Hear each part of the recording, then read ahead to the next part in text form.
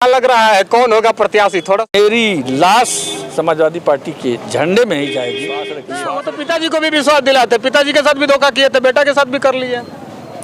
इस बार बहुत ठोक ठठा करके। पिछली बार ठोक ठठाए नहीं थे, क्या आप लोग ऐसे ही दे दिए थे? तैयार है। समाजवादी पार्टी में बड़ी फजीयत है, शाम को टिकट और किसी को मिलता है, सुबह में किसी और को मिल जाता है, इसको कैसे? नमस्कार, हम इस समय मौजूद हैं घोसी विधानसभा क्षेत्र के अदरी बाजार में।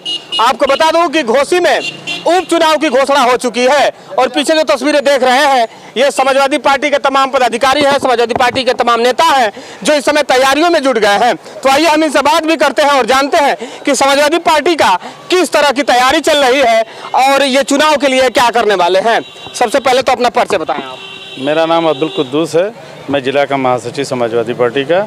सबसे पहले तो मैं आपके चैनल का स्वागत करता हूँ। समाजवादी पार्टी किस तरह की तैयारी कर रही है चुनाव को देखते हुए? समाजवादी पार्टी चुनाव की अभी तैयारी नहीं आज से कर रही है। आज जो हमारे समाजवादी पार्टी के राष्ट्रीय अध्यक्ष और हमारे पूर्व मुख्यमंत्री माननीय श्री अखिलेश यादव जी के निर्देशन पर 9 अगस्त क्रांति दिवस के शुभ अवसर पर समाजवादी पंचायत सम्मेलन के तरीके से गांव में जाकर लोगों को अपनी सरकार की उपलब्धता के बारे में बताना और आने वाले जो सरकार जो भ्रष्ट सरकार चल रही है उसके दुरुपयोग के बारे में बताने का कार्य आदेश हुआ है, वही हम लोग आज कार्यक्रम कर रहे हैं। क्या लग रहा है जो समाजवादी पार्टी अब बड़ा लेट शुरू की है कार्यक्रम? बहुत दिनों हो गए समाजवादी पार्टी के सिपाही सड़क पे दिख नहीं रहे थे, गांव में दिख नहीं रहे थे, बड़ा देर से शुरू किया है आप लोगों ने। तो क्या इसका जनता में कुछ असर होगा 2024 चुनाव को लेकर या उपचुनाव को लेकर? समाजवादी पार्टी हमेशा सड़क पर रही है, हमेशा संघर्ष का काम करती रही है, गरीबों के, मजदूरों को, बुनकरों के बीच में रहने का काम किया है। समाजवादी पार्टी कभी पीछे नहीं रही है। समाजवादी हमेशा दुख दर्द में लोगों के साथ रही है और आने वाले 2024 नहीं 2027 में कभी भी किसी वक्त पर हर समाजवादी कार्यकर्ता मरने और लड़ने के लिए तैयार है। और 2024 नहीं कोई भी चुनाव उत्तर प्रदेश में सीधे सीधे समाजवादी पार्टी और भाजपा से टक्कर होना है। क्या लग रहा है उपचुनाव दारा सिंह चौहान जाने के बाद, समाजवादी पार्टी को छोड़ने के बाद अब उपचुनाव की घोषणा हो चुकी है, 5 तारीख को चुनाव होने वाला है, समय बड़ा कम मिला है, किस तरह की तैयारी कर रही है समाजवादी पार्टी? समाजवादी पार्टी अभी इस मुहिम में अभी अब कदम नहीं उतारी है। हमारे मुखिया से चूँकि सदन में चल रहे हैं, उन्होंने कहा है कि जल्द ही मैं सबको बुलाऊंगा और बुलाने के बाद फैसला लूंगा कि हमारा प्रत्याशी कौन होगा। दारा सिंह चौहान आए और गए, ये तो हमेशा का रीत रिवाज रहा है, इसमें कोई बहुत नई चीज़ नहीं है। दारा सिंह जिस तरह से आए थे उसी तरह से चले गए। अगर फिर चुनाव उनको लड़ने का मौका मिला तो हम उसी तरह से उनको फिर विदा करने का काम करेंगे। क्या लग रहा है समाजवादी पार्टी के पास ऐसे कैंडिडेट नहीं होते हैं क्या? जैसे चुनाव आता है बाहरी लोग आते हैं, टिकट लेते हैं, जीतते हैं, फिर निकल लेते हैं, रीजन क्या है? समाजवादी पार्टी के पास ऐसे ऐसे दिग्गज कार्यकर्ता और ऐसे ऐसे नेता हैं जो किसी विरोधी के पास नहीं। भरोसा क्या नहीं है समाजवादी पार्टी के नेताओं? भरोसा की बात नहीं है, चूँकि उन्होंने अपना इजहार किया था कि मैं समाजवादी पार्टी में आकर समाजवादी पार्टी की सेवा करने का काम करूंगा, मगर बीच में अगर कोई धोखा देगा तो उसमें पार्टी के हमारे मुखिया का कोई दोष नहीं है। आप ही हमसे कहें कि हम आपको मौत तक ले चले, बीच में हमको उतार दें, तो उसमें आपका कहीं नहीं। वो मेरा दोस्त था कि मैं आपके साथ दगाबाजी की, वो दगाबाजी करके चले गए, उसका हमें कोई दुख नहीं है। हम चुनाव लड़ने के लिए मैदान में तत्पर जो है संघर्ष करने के लिए तैयार है। चुनाव में देखा जाता है उपचुनाव होने वाला है 5 तारीख को, अगले महीने उपचुनाव होने वाला है। उपचुनाव में देखा जाता है जिसकी सत्ता होती है उसी की हनक होती है। समाजवादी पार्टी कैसे लड़ेगी, कैसे सामना करेगी? घोसी विधानसभा जो है हमेशा समाजवादी पार्टी का गढ़ रहा है और आने वाला जो उपचुनाव 5 सितंबर को वो दिखा देगा। हमेशा कहा रहा है, पिछला चुनाव तो सुधाकर सिंह खुद हार गए थे। अरे सुधाकर सिंह हार गए थे तो हारना जीतना तो एक ही काम ना होगा, ये कोई जरूरी नहीं। मगर आप इतिहास उठा के देखिए समाजवादियों का कि हमेशा जो है ये तो बाई चांस होता है, समीकरण बैठ गया, प्रत्याशी कोई गुट्टी बैठ गए, वो जीत गए, चले गए। और है सुचाराम जी हैं, आइए हम बात करते हैं समाजवादी पार्टी का क्या समीकरण है और क्या चुनाव को किस तरह की तैयारियां कर रहे हैं आप लोग? पहले तो आपके मऊ तक चैनल को बहुत बहुत धन्यवाद। और आज समाजवादी पार्टी की ओर से इस देश की महान अगस्त क्रांति जो ब्रिटिश शासन के खिलाफ हुई थी उसको याद करते हुए उसमें तमाम मधुबन और मोरे मऊ जनपद के शहीदों का जो योगदान था उसको याद करते हुए उन शहीदों के प्रति हम सम्मान व्यक्त करते हैं। और जैसा कि हमारे महासचिव जी ने बताया, इस अवसर पर हम जनता के बीच गांव में जा कर के जन चौपाल के माध्यम से समाजवादी पार्टी की जो सरकार जब रही तो माइनॉरिटीज़ के लिए विद्यार्थियों के लिए, महिलाओं के लिए, गरीबों के लिए, किसानों के लिए जो योजनाएं थी उसको हम याद दिला रहे हैं। और आज ठीक उसका उल्टा हो रहा है कि आज किसान परेशान है, रोज़गार के लिए नौजवान परेशान है, हिंदू मुस्लिम के नाम पर समाज को बांटने की, नफ़रत फैलाने की कोशिश कर रही है। इस सब से हम जनता को अवगत करा रहे हैं। जहाँ तक चुनाव का सवाल है, आप जैसा कि खुद जानते हैं, चुनाव की घोषणा आयोग द्वारा की जा चुकी है और समाजवादी पार्टी आए गए लोगों को भी देख लेगी और जो भी कैंडिडेट आएगा उसका मजबूती के साथ हम लोग साथ देकर के निश्चित रूप से ये सीट समाजवादी के पक्ष में पुनः आएगी। क्या लग रहा है, आप लोग समाजवादी पार्टी के सिपाही हैं, समाजवादी पार्टी के नेता हैं, तमाम लोगों से मिल रहे हैं, लोगों को कैसे डाइवर्ट करेंगे आप लोग चुनाव को? क्योंकि जनता तो कहीं ना कहीं खुश है ना योगी सरकार और मोदी सरकार से। अगर खुश नहीं होती तो इतने बहुमत से सरकार कैसे बनती? नहीं, ठीक है, बहुमत से सरकार बनी, जनता ने उस समय आशीर्वाद दिया, उनको लोकतंत्र है।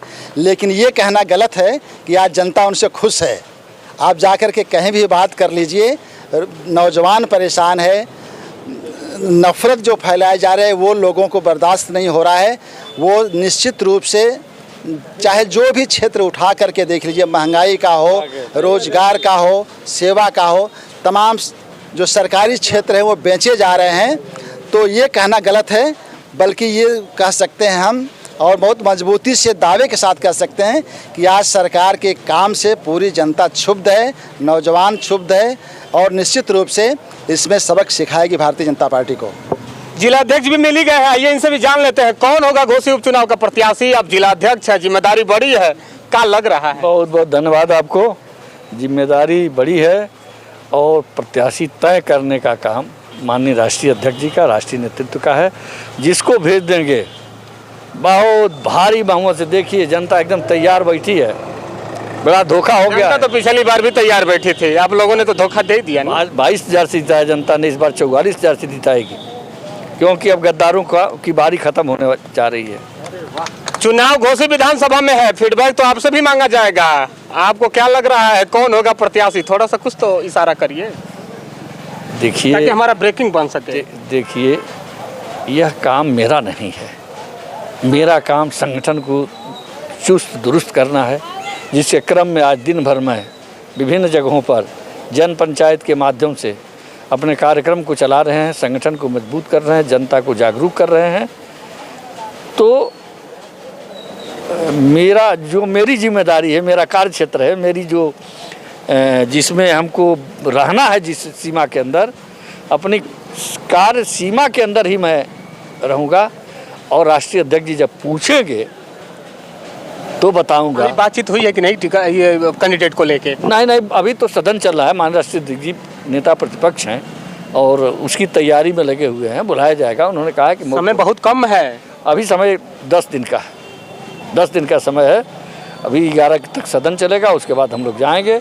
जिसको वहाँ से देंगे माला पहनाते हुए पूरे रास्ते ले आकर के, और ये सब लोग तैयार हैं। समाजवादी पार्टी में बड़ी फजीयत है, शाम को टिकट और किसी को मिलता है, सुबह में किसी और को मिल जाता है। इसको कैसे आप करेंगे सेट? नहीं, वो गलती नहीं हुई थी, समस्त परिस्थितियाँ होती हैं। और राष्ट्रीय अध्यक्ष जी इस बार बहुत ठोक ठठा करके और टिकट देंगे कि वो जिताऊं भी हो और टिकाऊं। तो पिछली बार ठोक ठठाए नहीं थे, क्या आप लोग ऐसे ही दे दिए थे? नहीं, ठोक ठठा, विश्वासघात हुआ। विश्वासघात हुआ। पहली बार थोड़े हुआ, दारा चौहान तो कई बार चाकू घोंपने का काम किए हैं। उन्होंने विश्वास दिलाया था कि माननीय राष्ट्रीय अध्यक्ष जी, मेरी लाश समाजवादी पार्टी के झंडे में ही जाएगी, विश्वास रखिए। वो तो पिताजी को भी विश्वास दिलाते, पिताजी के साथ भी धोखा किए थे, बेटा के साथ भी कर लिए। चलिए, हो गया। वो तो देखिए, धोखा खाना ठीक है, धोखा देना ठीक नहीं है। उम्र में बहुत लंबा तजुर्बा है आपको। दारा चौहान को आप भी नहीं समझा पाए, अखिलेश यादव को, कि ये गच्चा दे के ही जाएंगे। हम लोगों को विश्वास नहीं था कि इस तरह की गलती करेंगे। विश्वास नहीं था। पिछड़ी की लड़ाई लड़ने आए थे, आपको लगा कि ये लड़ेंगे, मगर बीच में छोड़ के निकल लिए। और एक तमाम अब देखा जाता है बड़ा सक्रिय रहते हैं अदरी में, वोट भी बहुत करवाते हैं समाजवादी पार्टी के लिए। एक तो करवाए थे, वो निकल लिए, अब दूसरा आएंगे, उनके लिए भी जाएंगे कि क्या करेंगे? जनता तो पूछेगी ना आपसे। अदरी की जनता जब समाजवादी का कोई भी सिंबल लेके आता हो, वो सिर्फ समाजवादी देखती है, व्यक्ति नहीं देखती है। और उसके बाद राष्ट्रीय अध्यक्ष जी का चेहरा देखती है। धोखा इसी में हो जाता है ना। धोखा होना न होना राष्ट्रीय अध्यक्ष जी जानेंगे, और जनता सिर्फ समाजवादी जानती है। और राष्ट्रीय अध्यक्ष जिसको भी प्रत्याशी बना को भेजेंगे, जनता फिर मन तन से ज़्यादा वोट देकर विजयी बनाने का काम करेगी। लेकिन एक शर्त है हम लोगों की माध्यम से, आपके चैनल के माध्यम से, कि समाजवादी पार्टी का कार्यकर्ता, समाजवादी पार्टी का नेता घोसी उपचुनाव का प्रत्याशी होगा। प्रत्याशी होगा जी, एकदम श्योर है जी। चलिए आपकी बात भी मान लेते हैं। क्या लग रहा है अदरी इस बार क्या करेगा? वही जो करता है हर बार जिताता है, जिताएगा फिर इस बार तो फिर जिताएगा, फिर धोखा खाएगा। वो धोखा खाना तो ऊपर वाला जाना, हम नीचे वाले नहीं जानते इतनी जल्दी धोखा हमको होगा कि नहीं होगा। धोखा पहले नहीं पता चलता। वोट ऊपर वाला नहीं लेता है, वोट यहीं के लेते हैं तो हम देखे जिता देते हैं, जिता देते हैं, फिर वो निकल लेते हैं तो हम क्या करें उसके लिए? फिर देखेंगे दूसरा आएगा। सोचेंगे नहीं सोचना नहीं, आएगा उम्मीदवार देखा जाएगा, ठीक है ऊपर से रहे।